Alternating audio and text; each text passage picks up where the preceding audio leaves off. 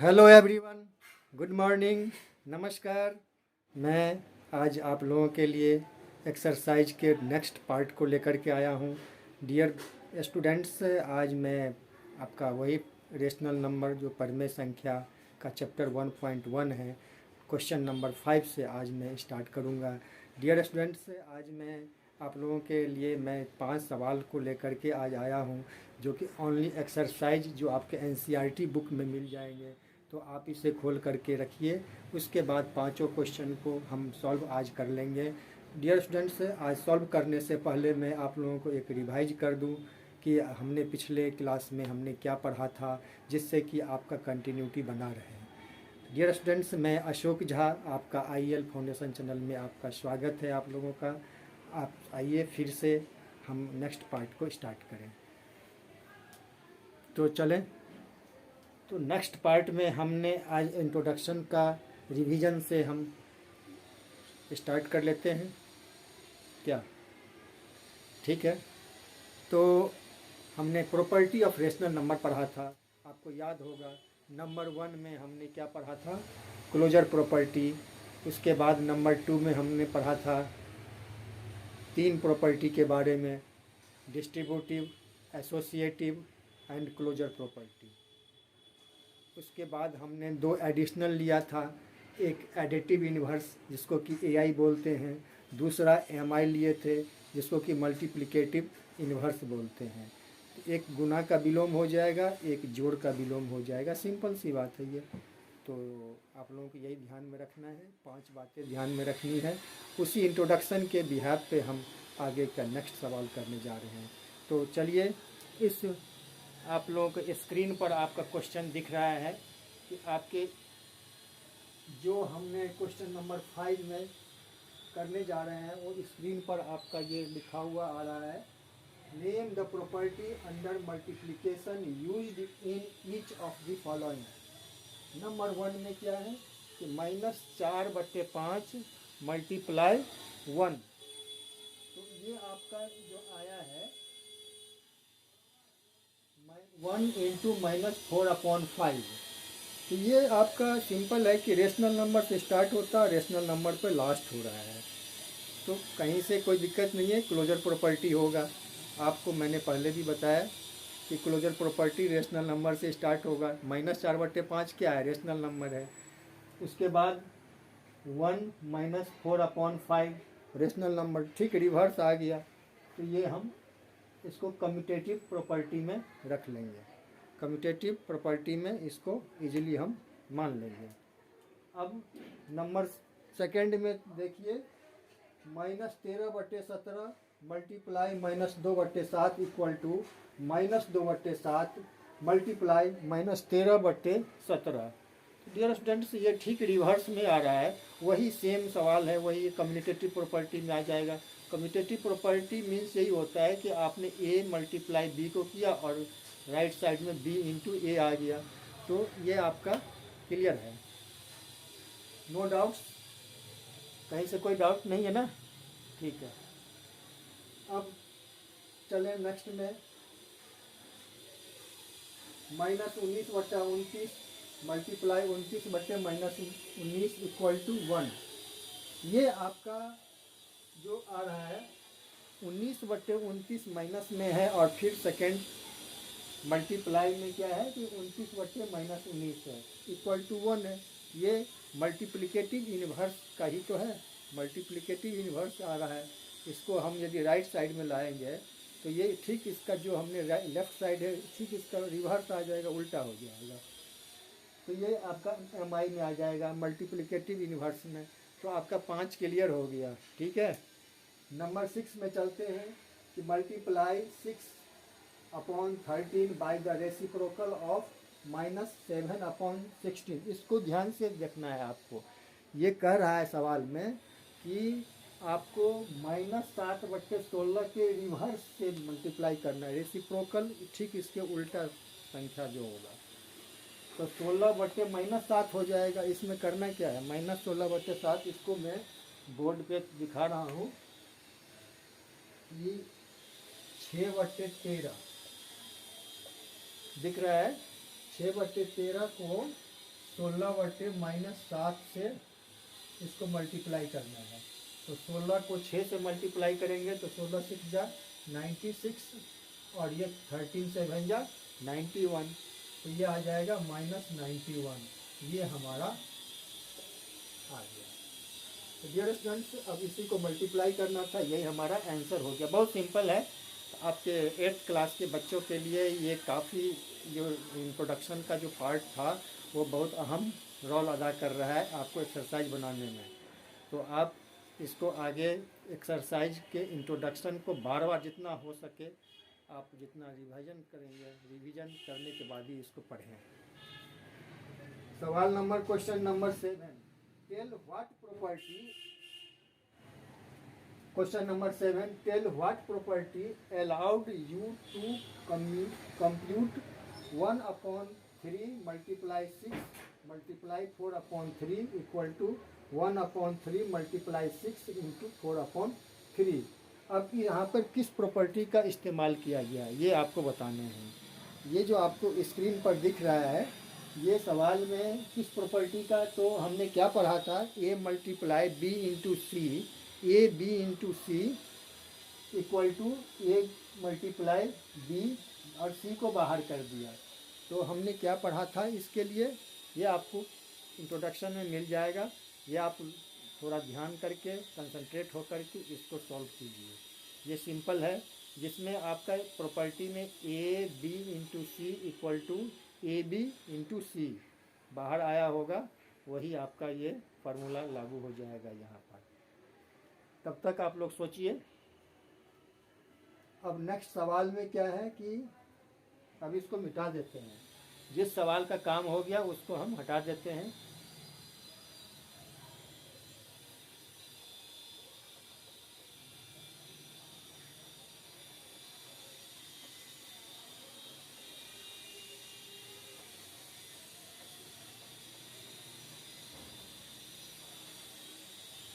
ये हो गया।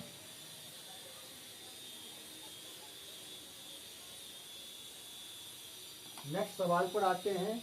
Question number 8, is 8/9 the MI of -1 whole 1/8।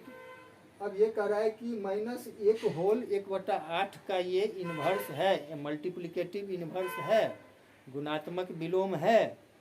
तो ये तो है 1 8 जा 8 +1, अंश वाले को जोड़ देंगे तो 9/8 हो जाएगा ये। तो -9/8 जो है 8/9 का तो ठीक उल्टा है ये।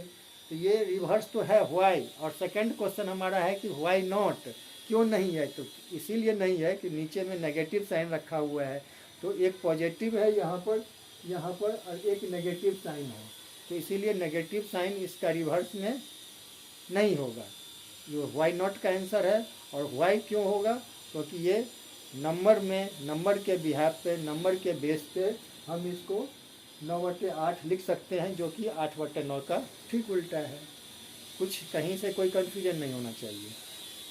अब सेकेंड, अब नेक्स्ट चले क्वेश्चन नंबर 9 में, is 0.3 is the MI of 3/1/3। 3 3 जा 9, 10/3 आ जाएगा ये। तो यहाँ पर ये 0.3 है, यहाँ पर 0.3 का मतलब हो गया 3/10, पॉइंट का 1 और एक डिजिट के बाद है पॉइंट लगा हुआ लेफ्ट साइड में, तो 10 आ जाएगा। और ये 3/1/3 है, ये 3 पूर्णांक 1/3, 10/3 हो गया। ये जो हम देख रहे हैं इसका ठीक ये उल्टा है। ये एक ऊपर में 3/10 है और हमारा आया है 10/3। ये रिवर्स ही तो होगा, ये होगा ना, रिवर्स ही है। तो इसीलिए ये मल्टीप्लिकेटिव MI में ये आ जाएगा, नो डाउट। ये भी क्लियर हो गया। डियर स्टूडेंट्स, आप इसका सॉल्यूशन आप देख लेंगे, उसके बाद फिर हम आगे के नेक्स्ट सवाल को करेंगे। समझ में आ गया होगा।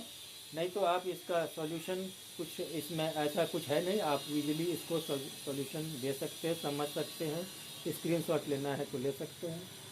10 नंबर में आ जाइए। नंबर 1 में क्या है कि the rational number does not have a reciprocal. Rational number does not have a reciprocal, yes no. तो यस और नो में आपको रिप्लाई करना है। यस नो तो नहीं, ये rational number does not have a reciprocal, तो यहाँ पर उस संख्या को बताने हैं। जीरो ही एक ऐसे संख्या है जिसका कि उल्टा भी करेगा 0/0 तो ये जीरो ही आएगा। ठीक है, एक यही नंबर है कि इसका does not have a reciprocal, इसका उल्टा होगा ही। जीरो का उल्टा क्या करेंगे हम, जीरो ही होगा। तो अब हम यहाँ पर चलें नंबर 2 में, the rational number that are equal to their reciprocal. तो ऐसे नंबर को ढूंढना है जो कि रेसिप्रोकल के बराबर होगा। ये आपका बहुत ही माइन्यूटली आपको यहाँ पर फोकस करना है। क्या होगा ऐसी संख्या, 1 तो होगा, तो एक होगा -1 और ठीक इसका रिवर्स आ जाएगा 1, इसका ठीक उल्टा ये आ जाएगा 1। तो rational number that are equal to their reciprocal, -1 और 1 आप लोग नोट कीजिए, समझ करके नोट कीजिए, ये नहीं कि हमने तुक्के में नोट करना है। नंबर 3 में आ जाइए, the rational number that is equal to its negative. Rational number equal to negative, तो यहाँ पे 0 - 0 होगा, क्योंकि 0 रेशनल नंबर 0/1 रेशनल नंबर हो जाएगा। इसका नेगेटिव पार्ट क्या हो जाएगा, -0/1, जो कि हमें रेशनल नंबर मिलता है नेगेटिव। एक ही संख्या को हम नेगेटिव में भी लिख सकते हैं, वो भी रेशनल नंबर में। दोनों कंडीशन को फुलफिल भी करना है, ये भी देखना है आपको। तो चले आगे, क्वेश्चन नंबर 11 पर आ जाइए। क्वेश्चन नंबर 11 में क्या है कि फिल इन द ब्लैंक्स। आपको ब्लैंक जो खाली जगह है उसको फिल करना है। ये आपका स्क्रीन पर हमने फिल इन द ब्लैंक्स का क्वेश्चन दे दिया है, आप लोग 1 बाय 1 करके इसको फिलअप कर सकते हैं। नंबर 1 में क्या है, 0 है, fill in the blanks, fill in the blanks, 0 has no reciprocal, 0 has no reciprocal, इसमें नो भराएगा, 0 का उल्टा 0 ही होगा। नंबर 2 में पहले वाले फिल इन द ब्लैंक्स में 1 आएगा, दूसरे वाले में -1 आएगा। तीसरा फिलअप कीजिए, -5 आएगा। आप लोग क्यों आएगा ये आप लोगों को खुद तय करना है। इंट्रोडक्शन में आपने क्या पढ़ा, क्या समझा, आप बताइए कमेंट में। उसके बाद नंबर 4 में x का रिवर्स, 1/x का रिवर्स x/1, x/1, नोट कीजिए। नंबर 5 में आ जाएगा फिल इन द ब्लैंक्स में रेशनल नंबर, जो हम स्क्रीन पर जो सवाल दिख रहा है, नहीं तो आप अपना बुक खोल लीजिए, 1.1 एक्सरसाइज लास्ट में होगा। 1.1 का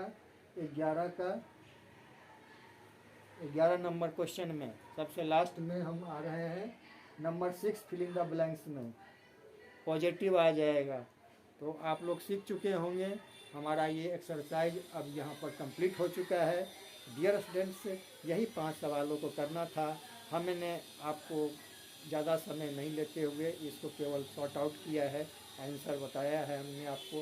उसके बाद क्योंकि हमें समझने में टाइम लगता है, आंसर में टाइम नहीं लगता है। डियर स्टूडेंट्स, आप इस चीज़ को बखूबी आप समझ जाओ तो आपने पहले आपको टाइम लगेगा, उसके बाद तो इजीली आपका जल्दी बनता रहेगा। यदि आपने ट्रिक का इस्तेमाल किया तो आगे चल कर के आपका ये ट्रिक भी काम आएगा। खुद भी आप इसको रिसर्च कर सकते हैं कि कौन सा ट्रिक कब काम आएगा। तो हम ज़्यादा समय लेते नहीं हैं और इसमें हमने काम की बातें, हमें जो टू द पॉइंट है उस पर फोकस करते हैं।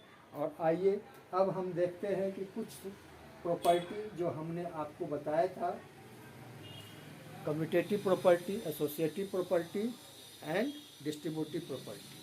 तो डिस्ट्रीब्यूटिव प्रॉपर्टी में आपका A × B × C आ जाएगा। अब हम आगे राइट साइड में ले लेंगे तो A B को ब्रैकेट में ले लेंगे, C को बाहर कर देंगे। आप लोगों को मैंने हिंट दे दिया है।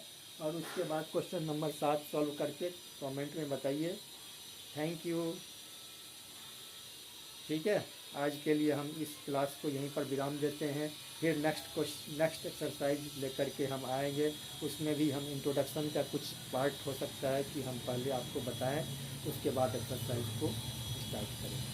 डियर स्टूडेंट्स, इस क्लास को यहीं पे हमें अलविदा कहना पड़ेगा। उसके बाद फिर हम आगे के नेक्स्ट क्लास 1.1 को आगे बढ़ाते हुए हम 1.2 को लाएंगे। थैंक यू, नमस्कार।